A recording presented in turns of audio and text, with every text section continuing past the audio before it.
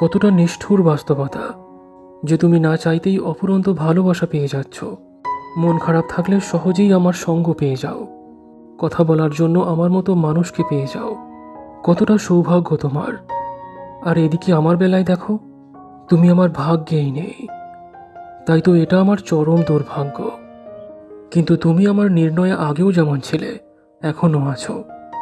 তুমি আমার চাহিদার আকাঙ্ক্ষাতে আছো, প্রয়োজনে আছো, ইচ্ছাতে আছো। তুমি আমার ভালোবাসাতে এখনও আছো আর থাকবে। পৃথিবীতে যদি 100টা কারণ থাকে আলাদা হবার, তাহলে 101টা কারণও আছে একসঙ্গে থাকার। লং ডিস্ট্যান্স সম্পর্কগুলো না খুবই কঠিন হয়, সত্যি খুবই কঠিন। আর সবাই এর মর্মটা বোঝে না। যেখানে হাজারটা কারণ থাকে অবিশ্বাস করার জন্য, শত শত কারণ উঠে আসে সন্দেহ করার জন্য। সহজে একে অপরকে ফাঁকি দেওয়া যায়, মিথ্যা কথা বলা যায়, মিথ্যা অভিনয় করা যায়। কিন্তু তবুও যে মানুষটা ভালোবাসে না, সে দূর থেকে আর কিছুই চায় না। শুধু একটুখানি কথা বলতে পারলেই তার অশান্ত মনটা শান্ত হয়ে ওঠে। তারপর সমস্ত অবিশ্বাসের অনুভূতি এক মুহূর্তেই বিশ্বাসে পরিণত হয়ে যায়। লং ডিস্ট্যান্স সম্পর্কগুলোতে কথা বলাটাই একমাত্র ভালোবাসার সেতু। তাই দেখা না হোক, অন্তত কথা বলাটা কখনোই বন্ধ করা উচিত নয়।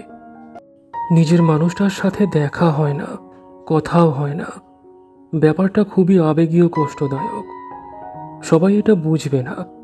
আর কেউ বুঝুক বা না বুঝুক, সে নিয়ে কোনো মাথা ব্যথা নেই। মাথা ব্যথাটা হলো যে আমি তোমাকে বোঝাতে পারলাম না। পৃথিবীতে এত শত রংচঙে মানুষ থাকার সত্ত্বেও তোমাকে ছাড়া অন্য কারোর দিকে আর তাকাতেও ইচ্ছা হয় না। কিন্তু তবুও দেখো, তুমি আমার ভাগ্যেই নেই। তোমাকে আর এ জীবনে পাওয়া হলো না। শুধুমাত্র ভালোবেসে দুজন দুজনের কাছে আজীবন থেকে গেল।